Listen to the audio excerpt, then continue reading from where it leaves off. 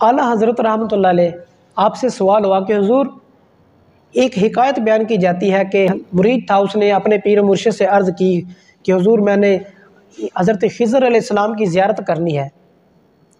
वो मुर्शिद करीम ने हुक्म दिया कि जाओ फ़लाँ जगह पर हज़रत निज़ामुद्दीन औलिया रज़ी अल्लाह ताला अन्हु महबूब इलाही उनकी महफ़िल लगती है, और उसमें वहाँ पर खिज़र अलैहिस्सलाम आते हैं और उनके मुरीदीन की नालैन यानी जूतियाँ उनकी हिफाजत करते हैं, निगहबानी करते हैं।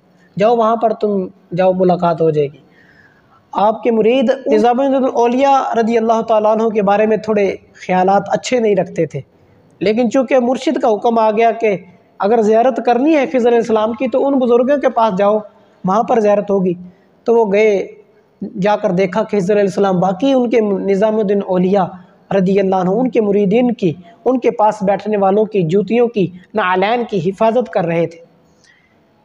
ये वाक़या नकल करके, हिकायत नकल करके साइल आला हज़रत रज़ी अल्लाह ताला अन्हु से सवाल करता है कि हुज़ूर मेरी नाक़िस अक्ल में ये मुझे समझ नहीं आता, खिज़र अलैहिस्सलाम नबी हैं और निज़ामुद्दीन औलिया रज़ी अल्लाह ताला अन्हु ये अल्लाह के वली हैं, एक अल्लाह का नबी हो और एक तरफ अल्लाह का वली हो, फिर अल्लाह का नबी अल्लाह के वली की नहीं बल्कि उनके पास बैठने वालों की जूतियों की नालैन की हिफाजत करे। हुज़ूर मुझे ये समझ नहीं आता, मुझे तो ये समझ में आता है ये अल्लाह के नबी की गुस्ताखी की जा रही है कि अल्लाह के नबी को अल्लाह के वली के पास बैठने वालों की जूतों की हिफाजत में लगा दिया। उसने ये हिकायत नकल की, हुज़ूर मुझे ये समझा दें। तो मेरे इमाम अहल सुन्नत मुजद्दिद दीन व मिल्लत फारिक हक़ व बातिल इमाम आशिकां इमाम अहमद रज़ा खान अल मारूफ आला हज़रत रज़ी अल्लाह ताला अन्हु आपने क्या खूब जवाब इरशाद फरमाया। सुनिए और ईमान ताज़ा कीजिए और अपने इमाम के इल्म पर नाज कीजिए कि कैसा इल्म अल्लाह ताला ने हमारे इमाम अहल सुन्नत को अता फरमाया था। आपने फरमाया बंदे खुदा, ये जो खिज़र औलिया अल्लाह की महफ़िलों में हाज़िरी दिया करते हैं, गौसे पाक की बारगाह में आया जाया करते थे, कसीर बुजुर्गाने दीन की खिदमत में हाज़िरी दिया करते थे। आप फरमाते हैं कि सूफ़ी कराम का मज़हब ये है, सूफ़ी कराम का मौक़िफ़ ये है कि ये अल्लाह के नबी नहीं है, ये वली है, ये एक विलायत का दर्जा है। जिस तरह एक गौस है, कुतुब है, अब्दाल है, औताद है, नुक़बा है, ये एक औलिया के स्टेप है, मकाम है कि इस रुतबे पे जो बंदा फ़ायज़ हो जाता है फिर उसका नाम नहीं लिया जाता, उस दर्जे का नाम लिया जाता है। जिस तरह हमारे गौसे पाक, आपका नाम शेख अब्दुल कादिर जीलानी रज़ी अल्लाह ताला अन्हु, लेकिन आपको गौसे पाक कहा जाता है कि आप उस मर्तबे पे फ़ायज़ थे जो मर्तबा गौसियत है, मर्तबा गौसियत है। अब उस मर्तबे पे फ़ायज़ थे, आपको आपके नाम से याद नहीं किया जाता, उस मनसब उस मर्तबे के लिहाज से, उस दर्जे के लिहाज से याद किया जाता है। तो आला हज़रत फरमाने लगे ये जो खिज़र औलिया अल्लाह की महफ़िलों में आया जाया करते हैं ये वली हैं, एक विलायत का दर्जा है, उसका नाम है खिज़र, उस दर्जे का नाम है खिज़र। जो उस दर्जे पे फ़ायज़ होता है, पहुँचता है, उसको खिज़र कहा जाता है। और आला फरमाते हैं ये जो खिज़र हैं जो औलिया की महफ़िलों में आया जाया करते हैं, हाज़िरी देते हैं, इसका अपने ज़माने वालों से अफजल होना तो दूर की बात, बराबर होना भी ज़रूरी नहीं। हो सकता है ये उनका ग़ुलाम हो सकता है वो खिज़र जो हज़रत निज़ामुद्दीन औलिया की महफ़िल में आकर उनके मुरीदों की जूतियों की नालैन की हिफाजत कर रहे थे, हो सकता है ये उनके मुरीद हो सकता है उनसे छोटी शान वाले वली हों। तो फरमाते हैं गुस्ताखी कैसी। अच्छा, अल्लाह ने क्या खूब कमाल इरशाद फरमाया। आप फरमाते हैं अगर मान भी लो, बिलफ़र्ज़ मान भी लो कि वो खिज़र अलैहिस्सलाम नबी ही थे, लेकिन देखो एक मुर्शिद है, वो अपने मुरीदों की जूतियाँ लेकर, नालैन लेकर, कपड़े लेकर उनको दरिया पार कराता है, उनको दरिया से लेकर गुजरता है। या उस्ताद अपने शागिर्दों की चीज़ें पकड़कर, सामान पकड़कर कहता है कि चलो समंदर में एक नहर पार करनी है, एक नदी पार करनी है, ये मुश्किल घाटी पार करनी है, ये साजो सामान मुझे पकड़ा दो। आला हज़रत फरमाते हैं लोगों बताओ, ये जो उस्ताद ने अपने शागिर्दों का सामान पकड़ा, एक वली ने, एक पीर ने अपने मुरीदों की जूतियाँ पकड़ी, उनका सामान उठाया कि चलो इस मुश्किल घाटी से लो, इस नदी को पार कर लो, तो क्या कहोगे ये उस्ताद की गुस्ताखी हो रही है, ये मुर्शिद की, पीर की गुस्ताखी हो रही है? नहीं, ये तो उसका प्यार है, ये तो उसकी शफ़क़त है, ये तो उसका करम है कि वो अपने नीचे वालों की, अपने मुरीदीन का सामान पकड़ कर कहता है चलो तुम आगे आगे चलो, मैं तुम्हारे पीछे आता हूँ। फरमाती है तो करम था।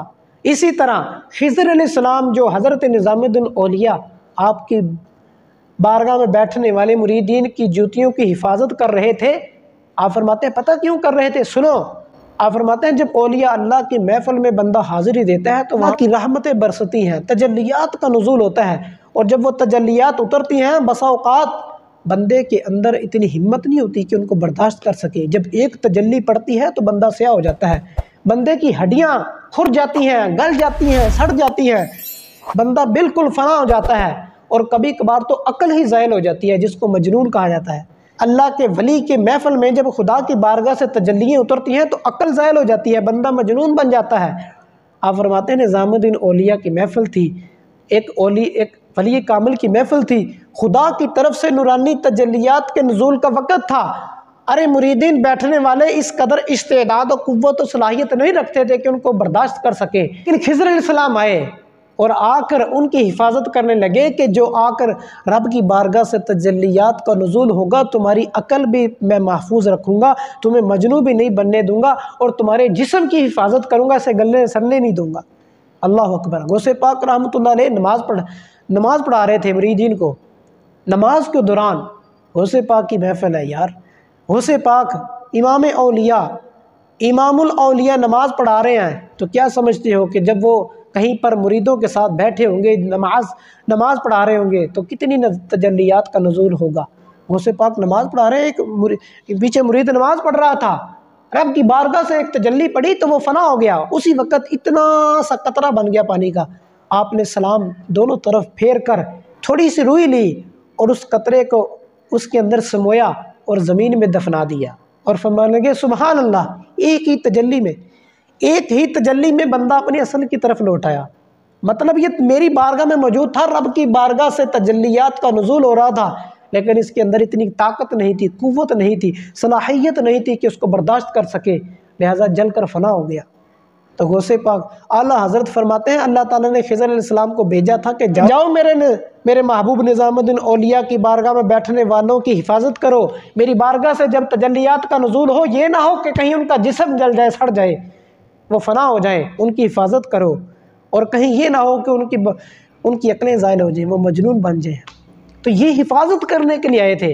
आला हज़रत फरमाते हैं चलो नबी ही मान लो तो ये गुस्ताखी है, ये करम है, ये तो शफ़क़त है, ये तो मोहब्बत है कि वो उनकी हिफाजत करने के लिए आए थे, उनकी दुनिया आखिरत बचाने के लिए आए थे। अच्छा, अल्लाह फरमाते हैं कि जब भी उलमा ज़ाहिरीन सूफ़ी कराम के फैज़ से महरूम हो जाते हैं, इसकी एक ही वजह बनती है, क्या वो वजह ये बनती है कि ये उनकी इस्तिलाहात को अपनी इस्तिलाहात पर, उनके हालात को अपने हालात पर क़ियास करने लग जाते हैं, उनके मामलात को अपने जैसे मामलात समझने लग जाते हैं, लिहाजा वो फैज़ के दरवाज़ा बंद हो जाता है। क्या मतलब? फरमाते हैं कि वो नालैन का जो लफ्ज़ आया इस हिकायत के अंदर कि खिज़र अलैहिस्सलाम नालैन की हिफाजत कर रहे थे, आप फरमाते हैं कि हमारे इस्तिलाह में, उलमा ज़ाहिरीन की इस्तिलाह में नालैन जूतियों को कहा जाता है, लेकिन सूफ़ी कराम की इस्तिलाह के अंदर नालैन कौनैन को कहा जाता है। आला हज़रत ने तफसीर निशापुरी रहमतुल्लाह अलैह की इस बात को नकल फरमाया कि जब मूसा अलैहिस्सलाम को आवाज़ आई कि मैं तेरा रब हूँ, ए मूसा मैं तेरा रब हूँ, फ़ख्दा नालैक, अपनी दोनों जूतियाँ उतार दो, अपनी दोनों जूतियाँ उतार दो। तो हज़रत अल्लामा निशापुरी रहमतुल्लाह अलैह आप फरमाते हैं यहाँ जो अल्लाह ने मूसा अलैहिस्सलाम को दोनों जूतियाँ उतारने का हुक्म इरशाद फरमाया, यहाँ ये वाली जूतियाँ नहीं हैं जो हम पहनते हैं, नहीं, यहाँ नालैन से मुराद कौनैन है, और कौनैन कहते हैं दुनिया और आखिरत को, दो जहान को। तो अल्लाह ताला का फरमाने का मतलब ये था, ए मूसा अब तुम मेरी बारगाह में आ गए हो, अब मेरे कुर्ब में आ गए हो, अब दुनिया आखिरत को जहन से निकाल दो, इनको कदम से हटा दो, अपने जिस्म से इन दोनों को जुदा कर दो, अब तुम्हारी नज़र सिर्फ मेरी ज़ात पर होनी चाहिए। तो आला हज़रत फरमाते हैं ये तो नालैन सूफ़ी कराम की इस्तिलाह में कौनैन को कहते हैं। हम नालैन पहनते हैं सफ़र को तय करने के लिए, जूता पहनते हैं सफ़र को तय करने के लिए, अपनी मंजिल तक पहुँचने के लिए, और अल्लाह फरमाते हैं सूफ़ी कराम भी कौनैन को, दुनिया जहान को नालैन यानी जूतियाँ इसलिए कहते हैं कि वो इसके ज़रिए अपने रब की ज़ात तक पहुँचते हैं।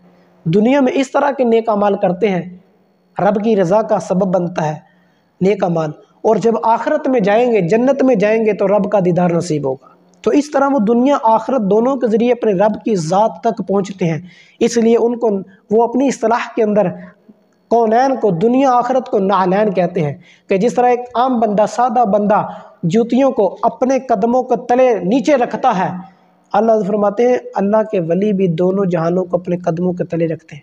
مطلب یہ کہ جب وہ نیک اعمال کرتے ہیں ان کا مقصد جنت نہیں ہوتا، ان کا مقصد محلات کو حاصل کرنا نہیں ہوتا، ان کا بڑے بڑی نعمتوں کا حصول، جنتوں کا حصول نہیں ہوتا، وہ تو صرف اور صرف اپنے رب کی ذات پر نظر رکھتے ہیں کہ بس میرا رب مجھے مل جائے، میرے رب کی معرفت، میرے رب کی ذات مجھے مل جائے، ان کا مقصد یہ ہوتا ہے۔ اچھا، اللہ فرماتے ہیں کہ نعلین، نعل کا لفظ جو بولا گیا، نعل بیوی کو، زوجہ کو بھی کہا جاتا ہے۔ کیوں؟ فرماتے ہیں کہ نعل کے ذریعے بندہ اپنے پاؤں کو تسکین، راحت پہنچاتا ہے، کہ جب بندہ جوتا پہن کے چلتا ہے تو قدموں کو راحت ملتی ہے، سکون ملتا ہے۔ ٹھیک، تو اللہ فرماتے ہیں کہ نعلین، نعل بیوی کو اس لیے کہتے ہیں کہ زوجہ بھی، بیوی بھی بندے کے لیے، شوہر کے لیے تسکین کا، سکون کا باعث بنتی ہے۔ نعل عربی میں زوجہ کو بھی کہتے ہیں۔ تو یہ تھا میرے امام اعلیٰ حضرت رضی اللہ تعالیٰ عنہ سے ایک سوال، اور پھر اس کا جواب جو آپ نے ارشاد فرمایا۔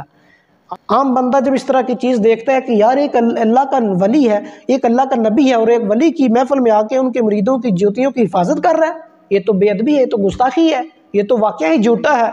لیکن یہ تو علم والے جانے نا کہ اصل بات کیا ہے، اصل راز کیا ہے، اصل حقیقت کیا ہے، اصل حکمت کیا ہے۔ تو ہمیں اولیاء اللہ کے معاملات کو اپنے معاملات پہ قیاس نہیں کرنا چاہیے، ان کے احوال کو اپنے احوال پر قیاس نہیں کرنا چاہیے۔ اللہ تعالیٰ نے ان کو شان و عظمت و رفعت عطا فرمائی ہے، ان کے مقام کو سمجھنے کے لیے، ہمیں اللہ والوں کے پاس جانا پڑے گا۔ اعلیٰ حضرت نے یہ بھی واقعہ نقل فرمایا، علماء کی محفل لگی ہوئی تھی اور ان میں ایک بڑے علم والے موجود تھے، ایک صوفیہ کرام کی اصطلاحات ہے، جس طرح وحدت الوجود کا ایک نظریہ بھی ہمارا اہل سنت کا ہے۔ تو یہ وحدت الوجود کیا ہے، یہ حالت صاحب کیا ہے، یہ حالت جذب کیا ہے، یہ حالت سکر کیا ہے، تو اس طرح کے وہ اصطلاحات پہ گفتگو کرنے لگے۔ ہر ایک نے اپنا علم کے مطابق جواب دیا کہ اس سے مراد یہ ہے، اس سے مراد یہ ہے۔ لیکن ایک اللہ کے بندے، نیک بندے، بڑے علم والے جو ان میں بیٹھے تھے، وہ کسی نے کہا جناب ان سے بھی تو کچھ پوچھو، ساروں نے اپنا اپنا علم کے مطابق جواب دے دیا، ان سے بھی تو پوچھو یہ کیا فرماتے ہیں۔ جب ان سے پوچھا گیا نا تو سارے علماء کو اپنی طرف متوجہ کرنے کے بعد فرمانے لگے میرے ایک سوال کا جواب دو۔ وہ کہنے لگے جی حضور فرمائے۔ آپ نے بلی کی بولی سمجھ میں آتی ہے؟ وہ کہنے لگے نہیں۔ آپ فرمانے لگے کیا تمہیں کتے کی بولی سمجھ میں آتی ہے؟ وہ کہنے لگے نہیں حضور ہمیں تو ان کی بولیاں نہیں سمجھ میں آتی۔